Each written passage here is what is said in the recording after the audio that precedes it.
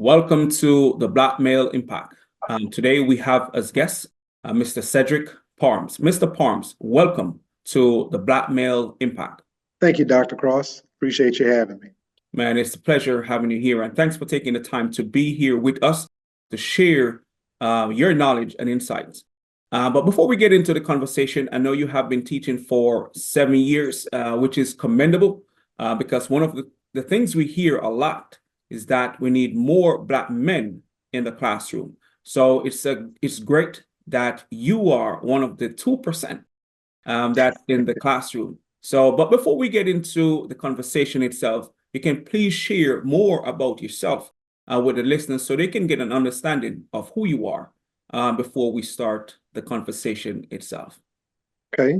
Well, thank you for the opportunity. I'm a 45-year-old married male.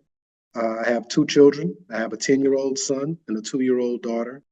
She'll be 3 in May. Like I said, I've been teaching for 7 years. I've taught everything from elementary PE, ELA, social studies, through middle school, as well as high school business math. So my K through 12 experience has been varied. What kind of got me into it was the years I spent as an admissions recruiter at 2 different HBCUs. I was an admissions recruiter at Southern University here in Baton Rouge, which is my alma mater. And I also spent time at Dillard University, which is a private HBCU in New Orleans.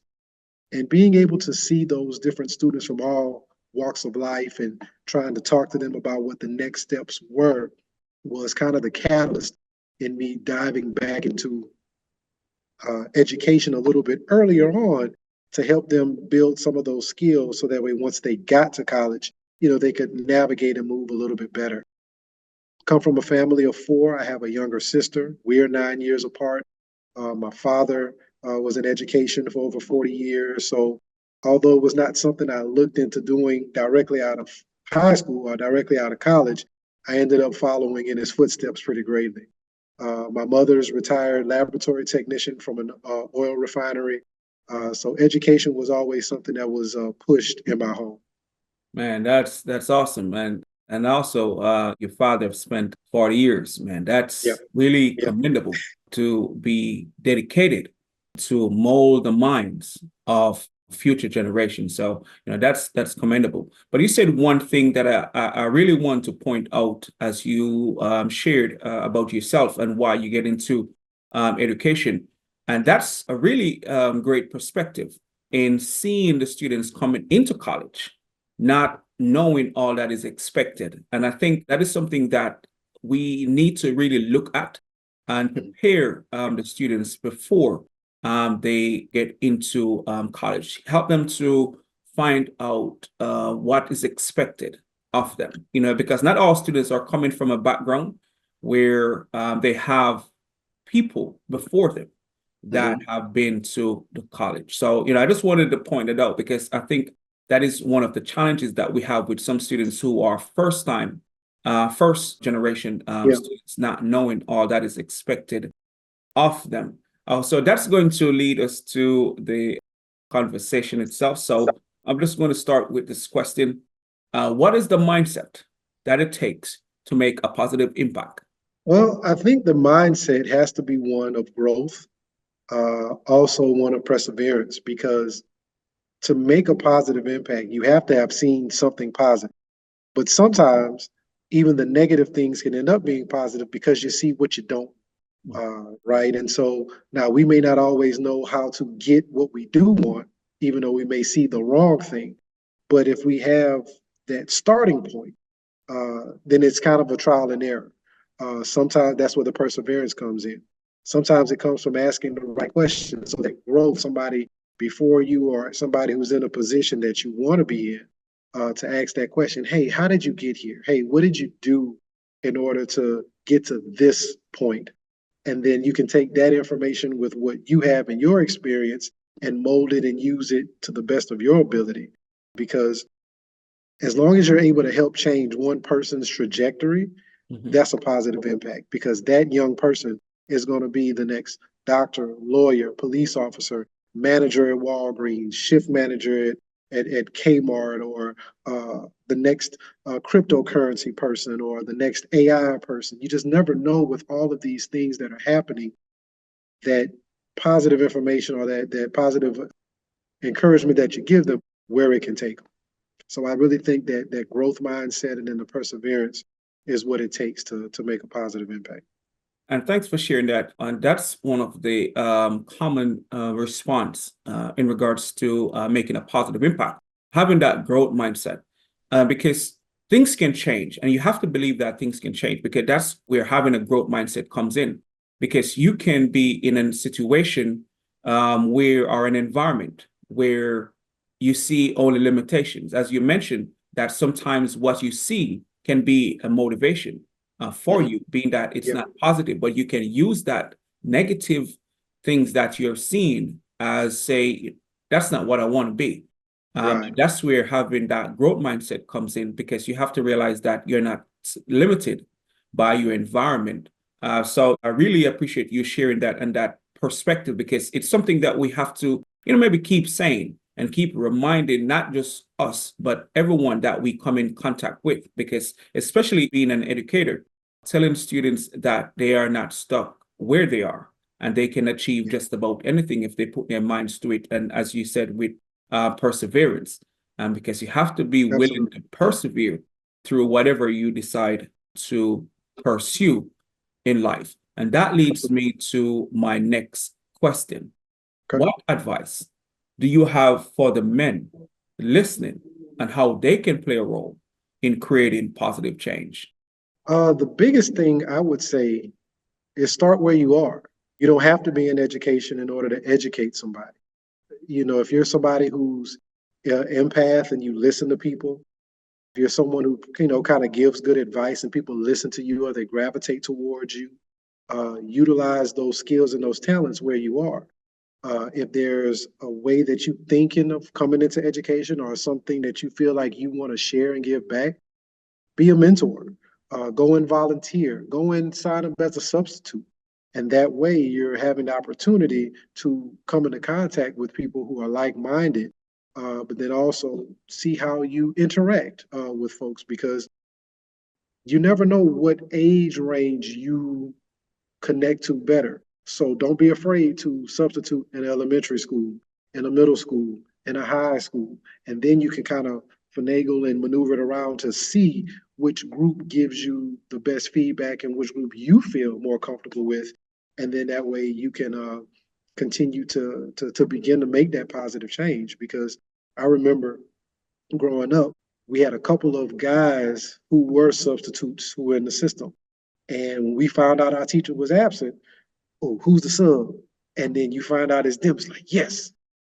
So you could have some of those real life conversations and some of those things of getting a different perspective rather than from a female's perspective, whether it was your regular teacher or just a different female sub. So that was something that we kind of look forward to. And knowing that's something that's impacted me, it makes me feel good to know that I was able to do that for somebody else, and now transitioning into being a full-time teacher.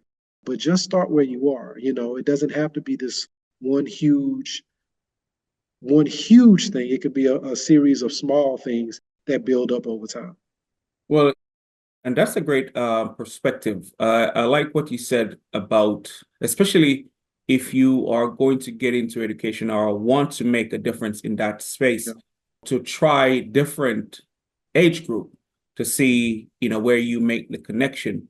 Because sometimes we may think that will work better with high school students, and that when you work with younger kids, you find out that you have a great connection with the younger kids and stuff like that. But as you mentioned, I believe that we have to realize that, we can make a difference wherever we are. As you mentioned, we don't have to be in the classroom, but once we realize that people will listen, we should take advantage of that and share and empower, wherever we are, because we can be a mentor, we can be a support, we can be a sponsor to anyone from anyone. We just have to realize that we can make a difference and want to make a difference and get involved in, wherever we are, to make that difference. Because as Black men, I think it's really important that, we be that example, or we be that example by showing up and share what we can. Because it's not always about the information that we currently know, but we can share things that we have experienced or learned late on the journey. So it's important as Black men that we get involved. Just listen to your response in regards to how we can play a role in creating positive change, because we have to, Yes, sir. especially knowing some of the experiences that we have to deal with as Black men. So, and that leads me to my next question. How can we, as Black men, help to change the narrative today? And you can choose whichever area you want to focus on. So to answer the question would definitely depend on the narrative, which narrative is being told. I think the narrative that I've dealt with the most is the narrative of athletics versus academics. And so that to be able to change that, we have to begin to show that, hey, there are other things outside of the outside of the athletic realm that you can be doing. You can be doing something even within the athletic realm that is academic. One thing I would used to talk to my students who would tell me, I want to be in the NBA. Okay, well, great. Let's tell me something. How many teams are in the NBA? They tell me anything. I've heard everything from 28 to 36. I'm like, well, first off, you need to know your job market. It's 30. Right. So you're telling me about something that you don't even know how many available teams there are. I said, okay, how many people are on each team? Get various numbers. I said, for the purpose of this, I'll give you 15. Okay. Take 30, multiply that by 15. How many is that? 450. Okay, great.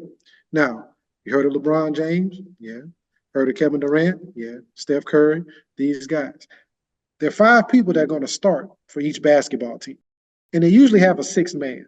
So that's 180 jobs that are already taken, no matter what team they play for. So subtract 450 from 180. What you got left? 270. Okay.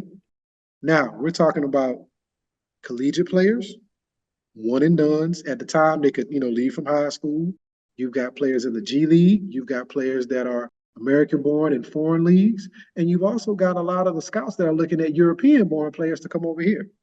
So you mean to tell me that of the 270 available playing jobs, you, as a freshman or sophomore, junior in high school, are about to go and get one of those jobs out of all of the competition that you're about to face that you've never even seen before?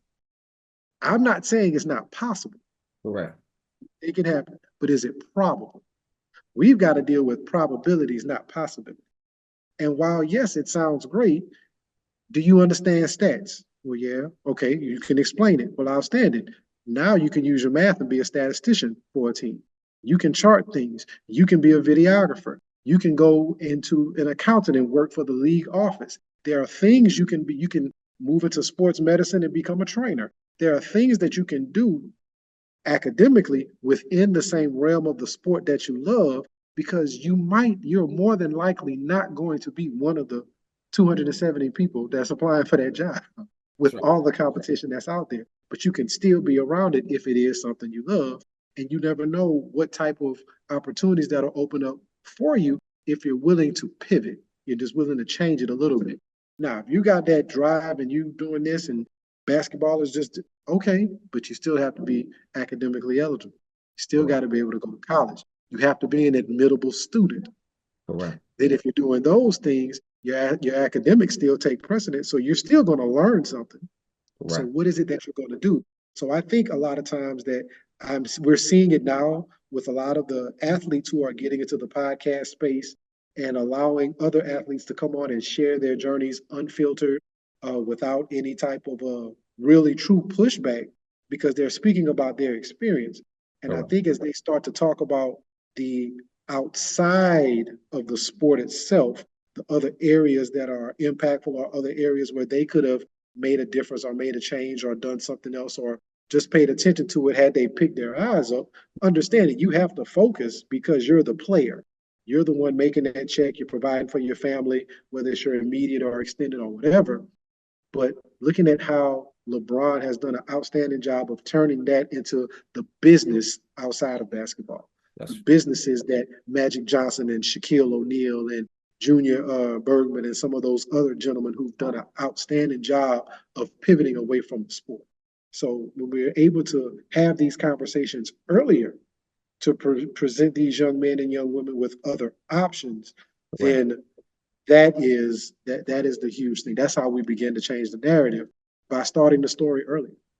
I really appreciate this perspective, and I really like where you take it, especially athletics versus academics. But as you kind of break it down, that really makes a lot of sense. And because when we're a lot of students do talk about making it to the professional league. Yeah, they want to become that professional player, not knowing that the job space is so limited. And I remember a few years ago, I came across a documentary that talks about how you kind of break it down just now, where they were saying it's even easier to become a lawyer and a doctor than to become a professional athlete. And most of our athletes are not aware that those options are available. But I really like where you take it, where even if they want to pursue sports or they find themselves being a great athlete, doing something that complements their skills, something that they want to get into. Because the truth of the matter is, everyone will not make it to the professional league. And sometimes you could be even better than some of the ones who make it. It just doesn't happen. Correct. Yeah. I mean, we have a lot of things that have to go your way. You have to know. Working at my former university, the Southern University, I know we hear the adage all the time. It's not what you know, but who you know. Correct. And in certain aspects, that is true. And it can help you. But I would take it a step further. I take it and say it's not always what you know, not always who you know, but who knows you. Correct. Because at the end of the day, I can do all the research. I can know your bio. I can know things about you. I can talk to you when I meet you and connect with you on something that's similarity or something that is personal to you. But at the end of the day, you still haven't reciprocated that with me. Correct. And so until you and I get an opportunity to talk, to connect, and even if it's in pleasantries, then when I come back to you, be like, hey, Doc, we've been talking for the past 5-6 months or whatever, and I know you do this. I have this situation. Would you take a look at it, and would you be able to maybe give me a recommendation or do this for me because I'm trying to pursue this? You're more willing to do it at that point because there's a relationship there. Correct. Regardless if it's a deep one or even just a surface in a platonic relationship versus a student you've never met before, a person that, hey, we've exchanged some pleasantries and I need something from you. Well, why would I do that? I really don't know anything about you. Yeah, that's nice that you knew who I am, but why am I going to extend something to you when I don't know you? Correct. So not what you know, not who you know, but that flip side is who knows you. That's a great perspective. And we have to get our students now to start learning about the people that they want to network with or build relationship with, and the importance of building the relationship.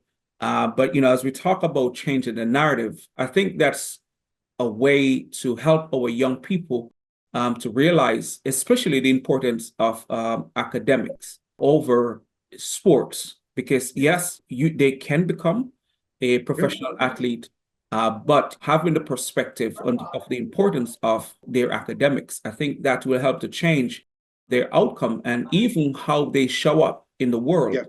Because what I do understand, some students, if they don't make it as an athlete, some, if they don't get into college as an athlete, they give up on life. If those students could have done great academically, but because they were so vested in the sports, and that's it's unbalanced. It's unbalanced.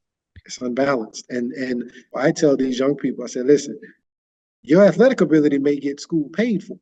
Right. Use it to your advantage. By all means, if they offer you something and if they're going to take care of your schooling, handle your business in the classroom. Correct. Get the money. That's how you get the bag. Like, Forget about the NIL and all of that other stuff. Those things will come if you show yourself deserving of that. Yeah. But if a Division II school is willing to give you a full scholarship, I understand you might want to go to Alabama. I understand you might want to go to USC. I understand you might want to go to LSU. But if they're not coming calling, why would you go walk on there to pay money? Now, if your parents are in a position to allow you to do that, by all means, that's your journey. But if another institution is willing, they want you, and they are willing to invest in you by paying for you to come, use that to your advantage. You know, sometimes we have that stigma. Oh, well, this isn't. It's not that. So it's beneath. So like HBCUs, within the last 5 or 6 years, you know, we've definitely received a uptick in status, perceived status per se. But HBCUs have always been there and given life to students who may not have had it otherwise somewhere else. So if it was good enough for your grandmother or even your parents or your aunts and uncles, it never stopped being good enough for you. Correct. We've cheapened it. We've focused elsewhere. We've done policy things that have compromised what that institution should have been for. We haven't invested in it like other institutions have. And so that's where the stigma comes from. But when you get in it, when you get into those classrooms and you get into those teachers and HBCUs are probably the most diverse campuses in our nation when you talk about academic, socioeconomic, geographical, where people are coming from. They're probably the most diverse in our nation. Right. And even though the hue of the people are maybe the same, or the hue of the people are the majority or similar, but the diversity among us is great and it's phenomenal. So get into it and lean and glean from it. I'm not saying that you can't glean from any other institutions, PWI or otherwise, because you can, but you still have to go there with the right perspective. Correct. Hey, I'm here to do it. I'm here for a task. I'm here to learn. Who can I learn from while I'm here? Correct. And then that's another thing that'll help change the narrative. We can't continue falling on what happened Jim Crow. We can't continue to beat that horse of what happened during slavery. Do things and systems exist? Absolutely. Correct. But we're far along further than what our grandparents ever had to deal with. True. What our great-grandparents ever had to deal with. Like, that was real racism. That was real discrimination. That was real. Those are real things they had to deal with. And I'm not saying to minimize the things that are still happening, correct, but we've overcome so much that we can't continue holding on to that because that ain't what we're dealing with. Correct. We're dealing with something else. So let's figure out how to play the game with the rules that are in place now. Correct. And move forward and be able to do bigger and better things. I really like that perspective. Yes, the past, those before us had to deal with greater disadvantage than we have to deal with today. And if we really take things in perspective, I think we'll manage today a little bit better. And as you mentioned, we should not hold on to the past. It may still affect us, but we have to realize that we are in a better position to move forward or to make more progress, despite the challenges that we still have to deal with. But I really appreciate that perspective because if we're going to change the narrative, we have to take full advantage of whatever we have in front of us. And we do have more than those before us to make progress. But if we rest solely on the disadvantage, I think we will only make our progress a little bit slower. It's great to be aware of what we have to deal with, the systemic issues. But I think it's important that we focus on what we need to do to go forward, because I do believe we have great potential amongst us. And, we have the ability. But once we focus on that, I think, we'll move the needle forward a little bit better or faster. And that leads me to my next question. And I know you answered part of this question earlier when you were talking about yourself. Mm-hmm. I just want to really ask you the question anyway. What or who has influenced or inspired you to pursue the path that you're on? I know you mentioned with your experience, but if you don't mind, please share. Yeah, I mean, quite honestly, it really was. I started off when I graduated high school. I went to Morehouse my first year. Okay.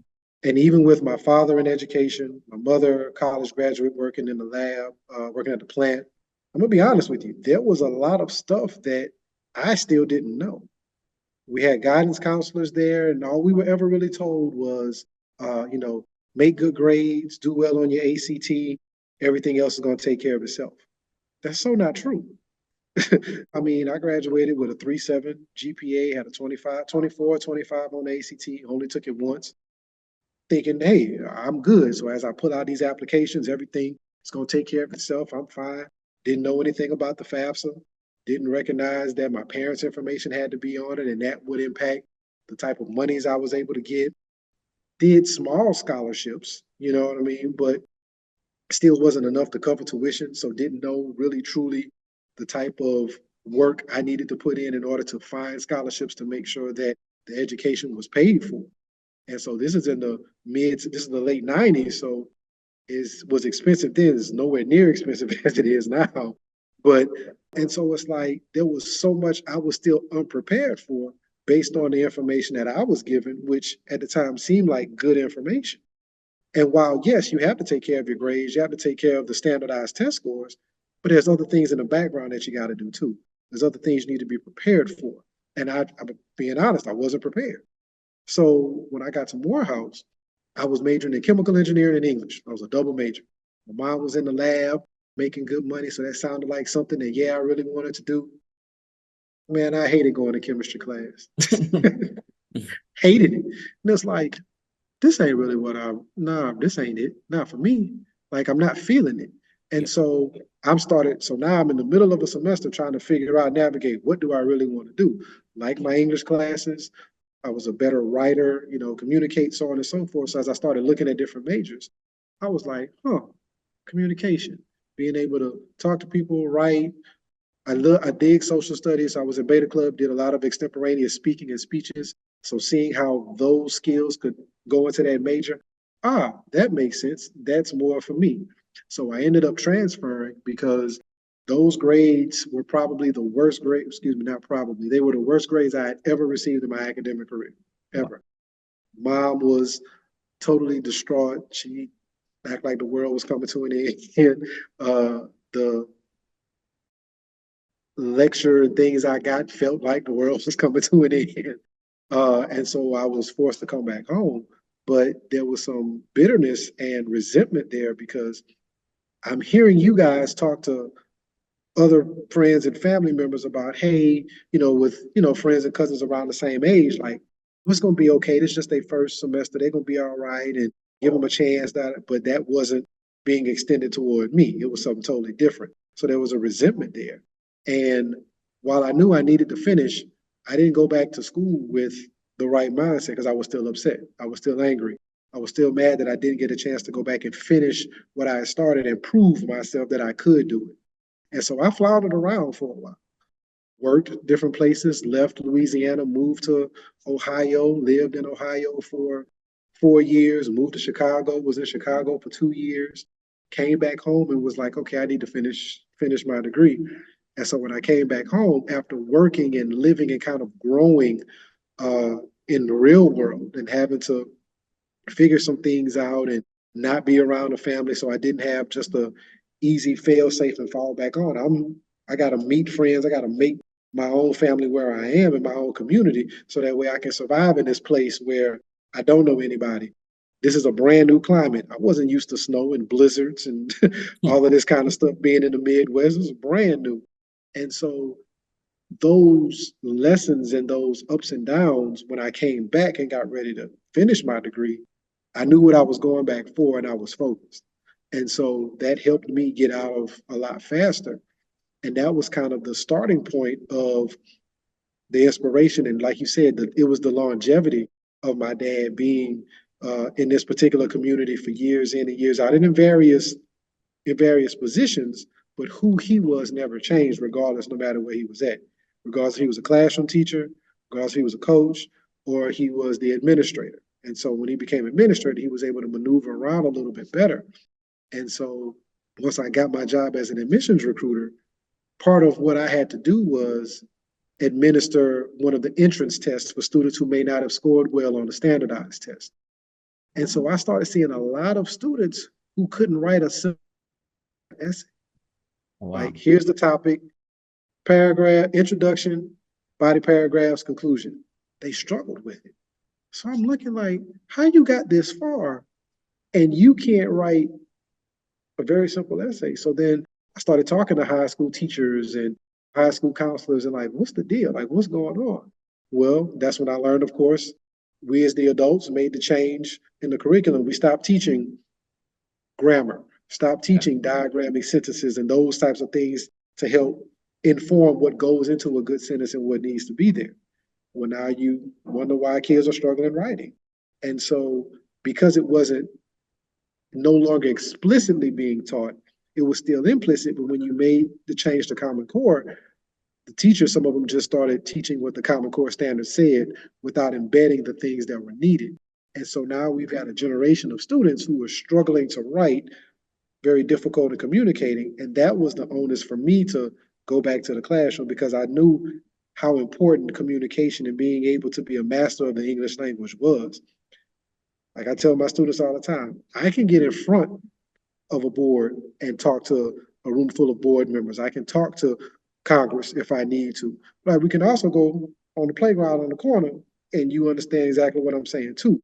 But you have to know how to, you have to have a command of both in order to do that. When you don't, then you limit yourself to what rooms you can operate in or what rooms that you'll be taken seriously in. And so that was the start of me getting back into the education part. Like, okay, this is why you need to write. This is why it's important. Because not only is it just for English, but it's cross-curricular. When you understand what's being asked, you can answer that question in social studies. And then you can still put the English information. You can do that in science. When you don't understand what the word problem says, you're not going to know which proper equation to do. Right. So if you don't do it the right, it's all connected. And so that's why the literacy comprehension and that was what inspired me to go back. And then just knowing and watching what my dad did and who he was and hearing, classmates and folks who may have been a couple years older than me to 10 to 15, like, man, my dad, bro, your pops was this, man. And if it wasn't for him, this white, black, or otherwise, it doesn't matter. And so that was something that was really cool to see how respected, he was. And that's really what got me into it. Man, and great hearing your journey to really inspire you.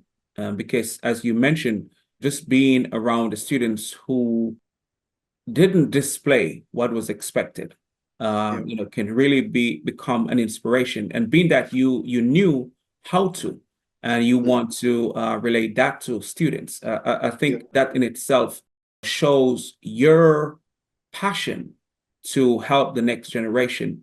And so it's just great to hear your own journey and that you too had an experience I've been there. when you I've been there, brother, sister. I understand what you're saying. Yes, I don't like math either. However, it's not going anywhere. That's right. Since this is what we're pursuing, let's focus, let's get in what we can, and then use it whenever we need to. Man, I'm not teaching you calculus. We ain't worried about that. But this addition, subtraction, multiplication, division, we got to know that. So. And that's great to know, because just hearing your experience and that you had failed early and can help them to realize that, look, the journey doesn't stop here. You may need to do some things differently so you can be prepared as you go forward. So that's a really inspiring story in itself, and why you end up in the classroom to prepare the next generation for their life journey. So, that's really great. And your experience is really great for them to understand what they need to do so they can become successful. And that leads me to this next question. What is your perspective on the current climate of Black men in society today? We're at a crossroads. Okay. We're in a position to where we've got to do better. We've got to show up for ourselves. We've got to show up for our children. We've got to show up for our community. uh, our spouses and significant others, if we're looking to maneuver in that way, we're in no better position to take advantage of the information, the technology, and the stuff that's out there, but we've got to want it. And so AI, artificial intelligence, like this stuff is changing the game, has changed it already. People are concerned about, oh, this was going to turn into, our robot that's going to gain sentience and take over. No, that's not happening. Yeah. Now, while there are things in movies that are truth that's being filtered to us through entertainment, but you got to pay attention to what's being said. Question is, if it takes coding in order for this thing to work a specific way, learn how to code. Being the person who is affecting how it's used. You know what I'm saying? Mm-hmm. You can say, oh, well, it's for this, they use it for that. Well, the person who designed it to do that is using it for this. Do you know how to design it? You do? Great. Now use it for something else. In all fields, whether it's education, technology, finance, business, entrepreneurial, is what we're putting out, is it helping our community? Is it serving somebody other than ourselves? One thing that I've heard over my time, over my years, is that when you solve a problem for somebody, Correct, they're willing to pay for it. yeah. So if your motivation is from a place of service, the money will come. You know what I'm saying? Somebody's going to see the value in it. Somebody's going to use it, and the money will come. Now, granted, you don't want to sell yourself, your beliefs and your convictions out just for money. Yeah. But people will come at you to try to get you to do that way. Yeah. Our climate, the climate of us is lukewarm. We've been, myself included, there's been times we've been hot and passionate about stuff. There's times we've been cold and apathetic and not really cared. And so that gives you a lukewarm temperature. And I don't know about you, but I don't always like my food room temperature. Right. I like my food hot. Yeah. And so in order for us to make sure we're changing that narrative and getting hot food, we've got to become more diligent about what it is that we're doing, regardless of what endeavor that we're pursuing. Whether it is academics, you got to understand there's a balance. Whether it's athletics, there's still another balance. And we've got to pay attention to the balance. And as we handle it from all sides, it'll be handled better. And then I think that will definitely lift us up, being able to ask for help from brothers and not be ashamed when we need it. Some of us, we have to get out of that feeling of scarcity. Well, I've got the information, and if I share it with him, then he's going to take over and he's going to be better than me. Hey, man, you don't know what it is he's going to do with the information he's asking. He could have a different niche altogether. But that crabs in a barrel type mentality as well. So as we get out of those things and as we get back into our rightful place of leadership as men, but we've got to seek God to do that. Yeah. Because without him, none of it makes any sense at all. Because we've leaned too much to our own understanding. I'm in my own season right now of surrender. It's like, Lord, thank you for what you put inside of me, but also thank you for showing me that if I keep going this way, I'm going to destroy everything that you made me a steward over. And I can't afford that. I don't want that for myself. So I've recognized that, hey, I can't do it anymore in me. I've got to give me to you. And as you direct and guide me, you're going to bless it. Even though I've messed it up, you can restore and redeem any and everything at any time you feel it. I've just got to make sure I'm positioned so that way you can say, you know what? Yes, I can trust you now. Here it is. And you do what it is I'm telling you to do. I was just listening. I tell you, you have said a whole lot that I believe that we need to hear and be reminded of, from operating from our motivation from a place of service, and that we are lukewarm, and that if we're going to really make the change necessary, we have to be diligent about whatever we are choosing to pursue. It doesn't matter the field. And then you tie it up with some real perspective of understanding that, sometimes we have to surrender. to God and stuff like that, as you mentioned. And also that as Black men, we need to be willing to ask for help. And that help is not a sign of weakness. We have to have that balance, as you mentioned, when it comes to what we do and how we navigate this journey. And because, again, we have things in us that can help us to navigate our journey and to help humanity. But if we sometimes continue on the path that we're on, we may be of disservice to our own selves. Then in turn, it affects those around us. So it's important to be reminded of what we want to do and how important it is to be diligent in pursuing those goals, because we cannot allow what's happening to really determine what we do. We have to be willing to show up and dedicate ourselves to what we choose, because we can't be over here, as you mentioned, lukewarm. And I think that we sometimes do that, where we are looking at everything that's happening and make decisions based on what's happening, and forget about what we can do. And also, as you mentioned, that sometimes we're thinking that someone is going to take what we're sharing, and we can't even look at it from that perspective. And as you mentioned, don't look at things that we do from a scarcity mindset.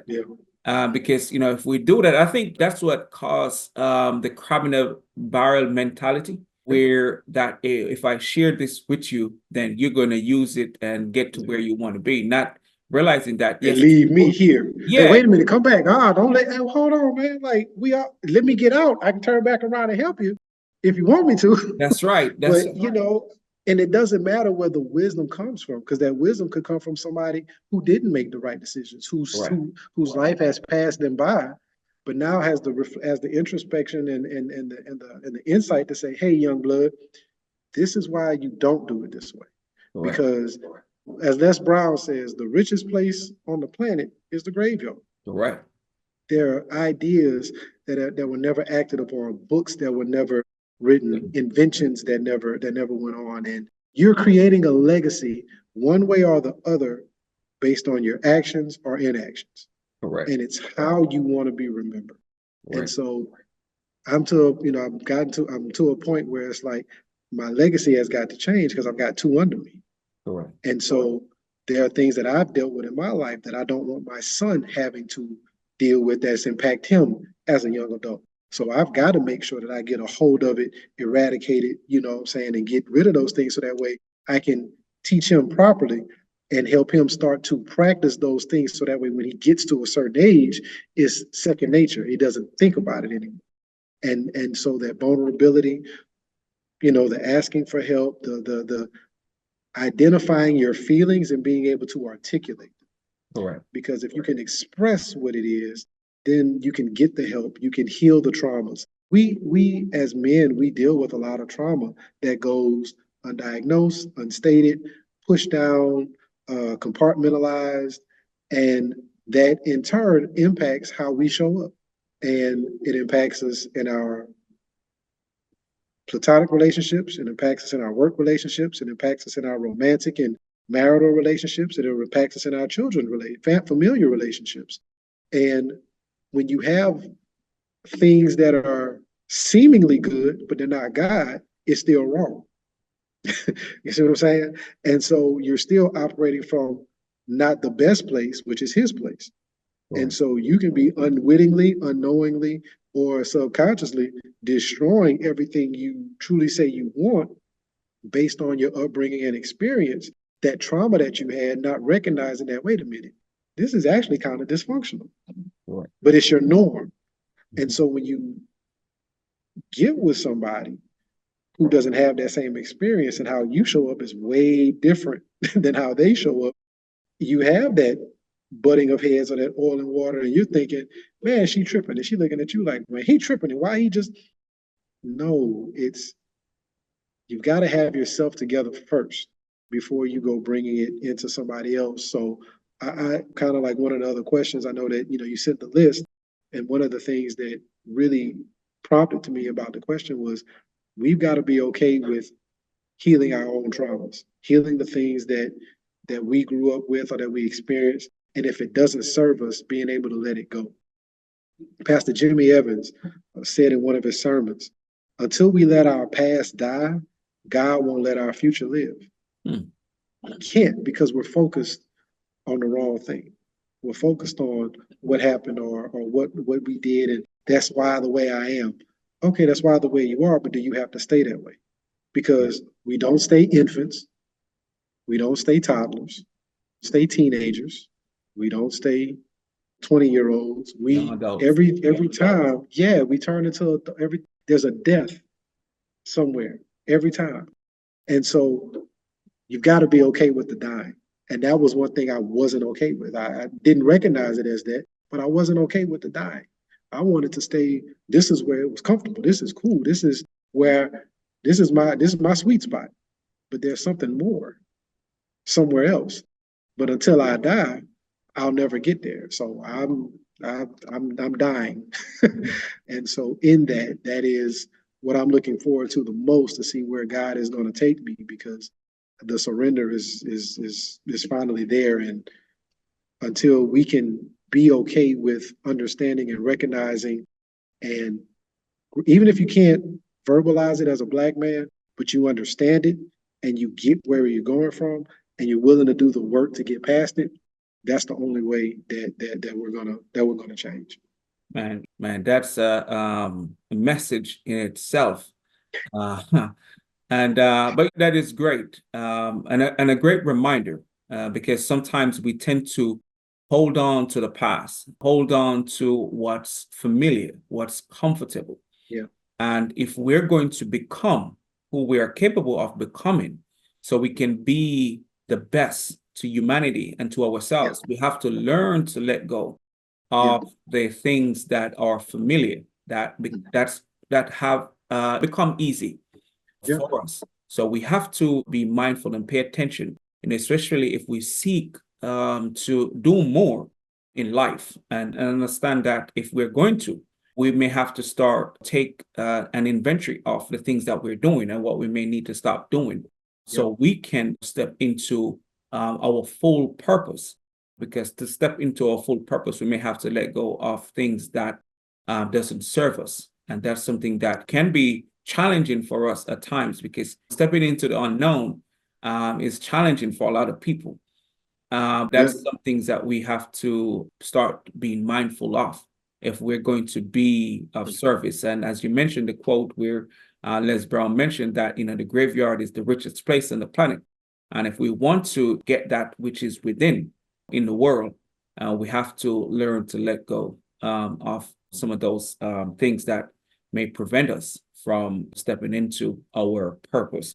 And that leads me to my next question. I know you have talked a lot about what we need to change amongst Black men, but what one thing that you believe that we need to change in general as Black men? Where we focus our energy, where we have to change where we're putting our I don't want to say faith in people, but where we're the things we focus on. And what I'm really trying to get at is, when I look at these young people, they're focused on rappers, they're focused on entertainers, people who are propped up by a multi-billion-dollar machine, music industry, and I don't understand why these individuals, who, when you think about different lyrics, things that they're saying, the messages that they're sending across, that these young people glorify that to the point where, if you stop and if you read the words on paper, this is what I'm listening to. Yeah. And so, while I understand music is an outstanding medium to convey messages, to evoke feelings and what's not, it can also become very dangerous when you don't pay attention to what you're receiving. Correct. And so I feel like if we change and begin to, focus on what you're listening to, what you're receiving in your spirit, what you're receiving inside your inner man, because when you have that internal monologue, you only hear your voice. Even if it's somebody else's words, you're saying it, you're singing it, you're saying it. And the more you do that, that gets into your bones, that gets into your muscle movements. You move automatically. That's why sometimes you can not be paying attention. The song comes on, you just start moving. The rhythm of it is like, oh, wait a minute. And it's a natural thing. And so if you're not careful about, if you just let anything in, then anything will come out. And I think that's where some of the lukewarmness comes into, where you would just kind of move and sway with whatever it is going on at the time. And so, focus on good things, focus on godly things, things that are going to uplift, things that are not going to harm people. And if we're doing that, because we are consumers, us as Black people, but the Black men especially, and when we stop buying things that are harmful to us, the marketplace got to come with something else. Correct. And if the marketplace doesn't do it, then let me develop it and bring it to the marketplace so my people can have something better. And while it may initially start off as a Black product, if it's something that is impactful for everybody and for good, it's going to open itself up to everybody. Correct. You know what I mean? So once again, we've got to start changing what it is that we're consuming. I think that would probably be the best way to say it. We got to change what we're consuming. Yeah, I think that is really important. We have to focus more so on empowerment instead of just entertainment. Because if things are to change, we have to be empowered. And that means we have to make sure that's what we're consuming, that's what we're feeding our minds, because what we feed our minds will influence us. And what influence us, will create a narrative. And what that narrative is, we need to determine what we want the narrative to be, and not what has been created for us by society. So I really appreciate that perspective. So my next question is, what was a pivotal moment in your life? Living in Chicago, the years I spent away from Louisiana were probably the most pivotal moments from 2002 to 2007, 2008. Like I said, I used to work. What got me to Cleveland was the fact that I was a flight attendant. So I was based out of the Cleveland, airport. That was the hub. And so living there, like I had never been to Cleveland before in my life. The only thing I really knew about Cleveland was that there was a gentleman played for the Cleveland Cavaliers that's from, my hometown. And so I knew he played in Cleveland, but at some point during his NBA career. But other than that, I didn't know much about it. You know what I mean? And so I tried to learn as much as I could. So whether I was in the suburbs of Cleveland and just kind of navigating and figuring things out, and, it helped me to be aware of my surroundings.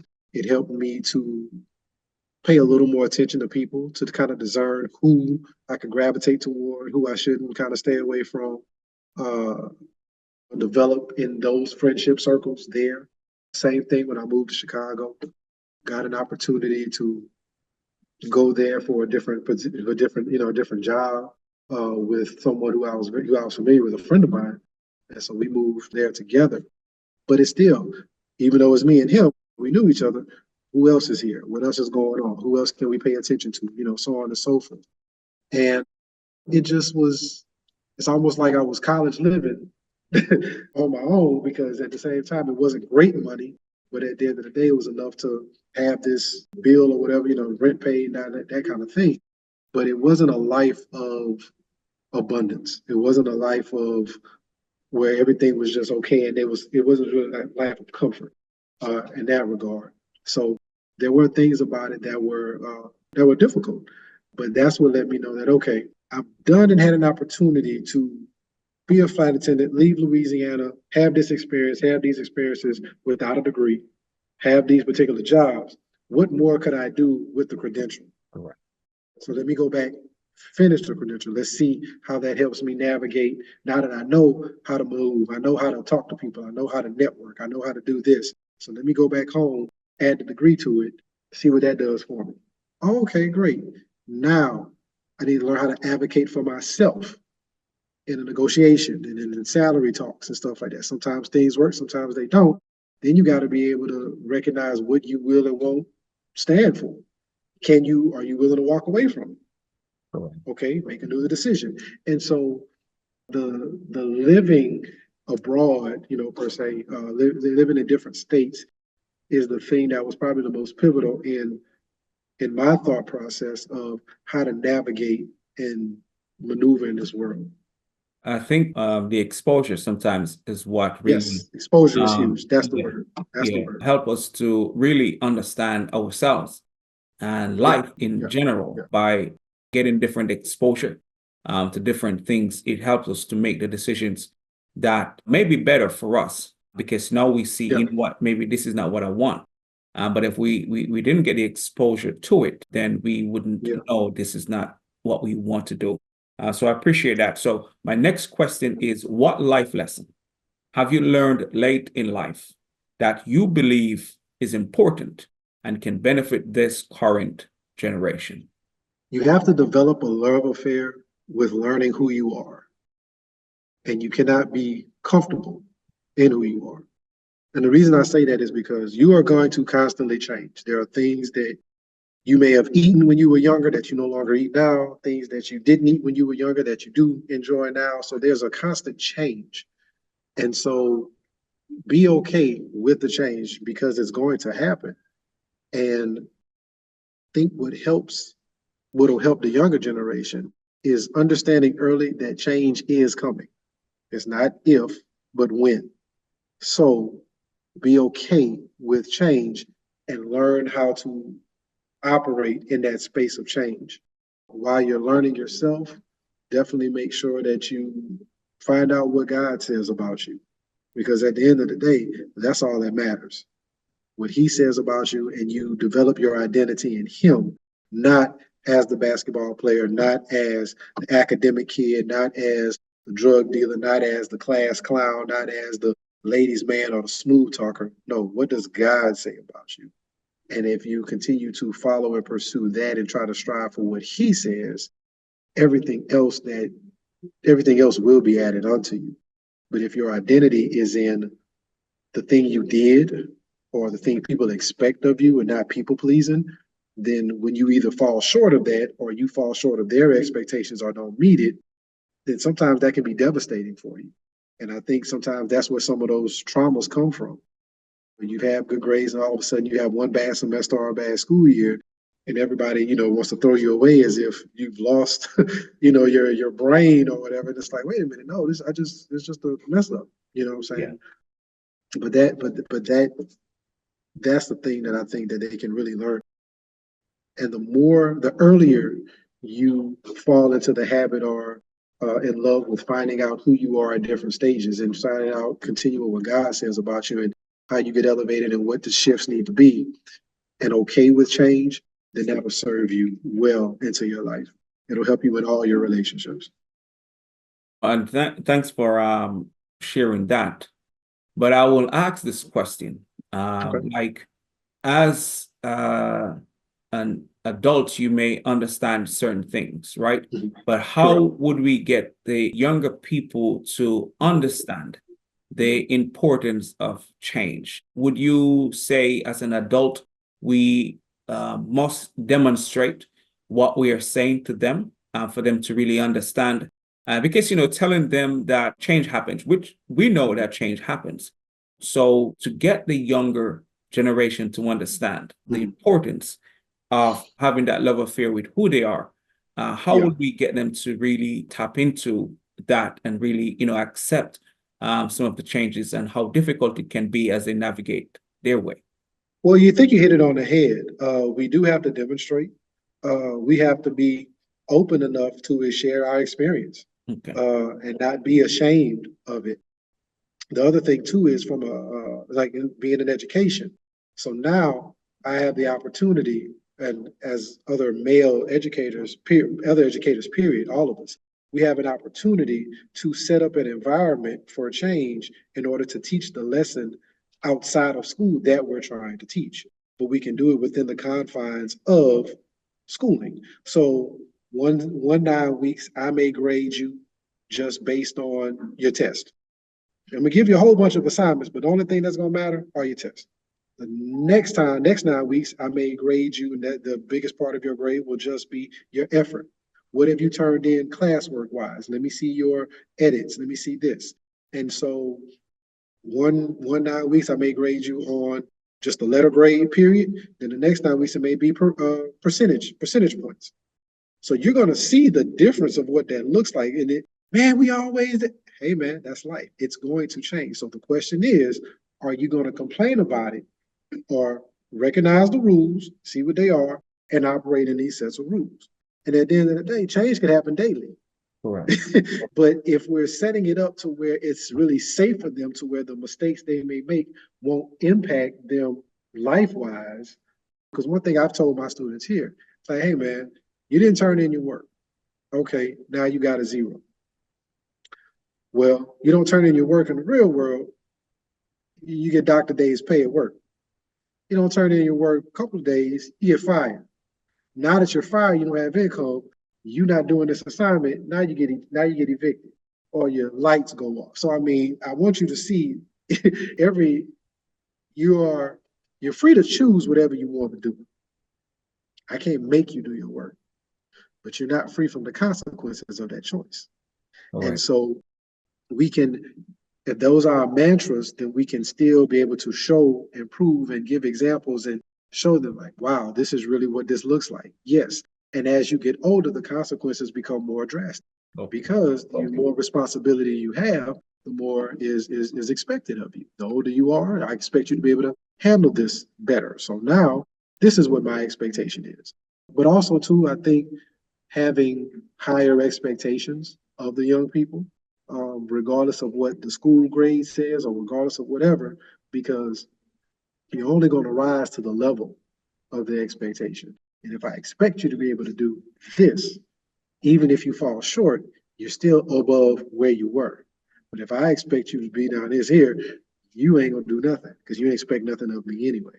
So the modeling of it is definitely an opportunity, is definitely a way.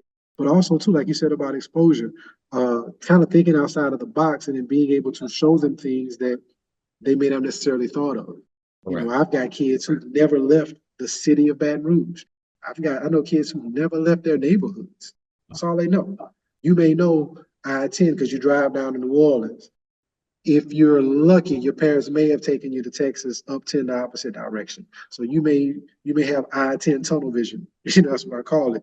But you've never been to Shreveport, which is up 49 and 20.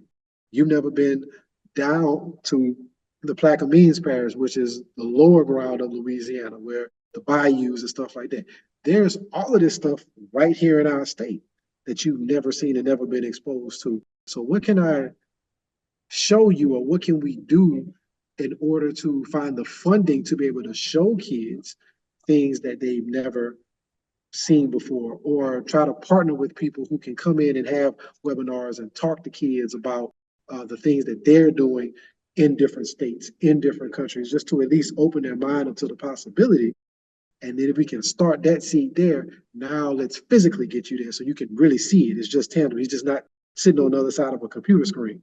And now that you've seen it, now that you've been exposed to it, would you want to live here? Well, what's it going to take for you to get here? So now we've designed it backwards. So you want to be in Chicago, great. How you going to get to Chicago from Baton Rouge as a 5th grade student? What is it that you're going to do? Okay, I need you to go research. Go pull up these, type in colleges in Chicago. It's going to give you a list. Look at them. Which one you think, which one you like? Cool, you like that one. What does it take for you to get in? Okay, I need to have this GPA. I need to take these courses. I need to have that score. Great, now you know. Attempt to get it. Now, if you fall short, let's see what you have and where you can go to see if we can still get you here. But if we can't, we're going to get you close, pick it up, then you can transfer. You saw all the different, like, success isn't a straight line. And I've learned that, you know, the hard way too. There's peaks and valleys, twists, turns, highs, lows, and but without a growth mindset of pivoting and changing, you know, it could defeat you. It really can. And we don't want that. We don't want our young people to be defeated. Well, that's right. And the exposure, and as you mentioned, and by demonstrating to them and hold them accountable to whatever goals they have want will help them to develop that mindset to deal with change and what is expected of them. So I really, appreciate that perspective. So before I ask my final question, what impact? No, my final question is, where can the listeners find you and support what you're doing to make a difference? Well, I'm definitely on LinkedIn. First name Cedric, Cedric, last name Parms, Parms. I'm in the talks with Southern University. There's a program that we're trying to implement with one of the directors on campus. And I think that if we're able to get that off the ground with the support from our sister HBCU Grambling, which is in North Louisiana, University of Clemson, I think that that would be outstanding for our young men here in this area to be able to get them into education in order to make a positive impact and a positive influence. I don't want to talk too much about it just yet because we're not there yet. But also, my email address is cedric.parms@gmail.com. Feel free to email me anything that I've said or may have sparked inspiration in you or questions, and you want to reach out and talk. I'm willing to connect with anybody all over. I love the opportunity. I love the platform of being able to understand a Black male impact. And I know there are a lot of brothers out there who are making impact in their different communities, in their cities, homes, and countries. And I stand with you and salute you. And Dr. Cross, you and I have been interacting and over about a year or so on LinkedIn. And I greatly, truly appreciate you and just the opportunity and willingness to engage. And that's been awesome. So I thank you. Oh man, thank you. And we'll definitely put the ways to connect with you in the description. Okay. So whoever wants to connect with you can. I do believe that you have great information and insights and perspective to share with other people. So I'll be definitely putting that ways to connect with you in the description. So my final question, you're welcome, man. My final question is, what impact do you want to have on the world? Impact I want to have on the world is being able to impact the students I teach, the children I raise, so that way they can impact their world and it becomes a perpetual thing. So the legacy that I have, that I pass on, will continue so that way the proper perspective is there and it'll help change people's stories, change people's lives, because at the end of the day, it's not about me, it's about them.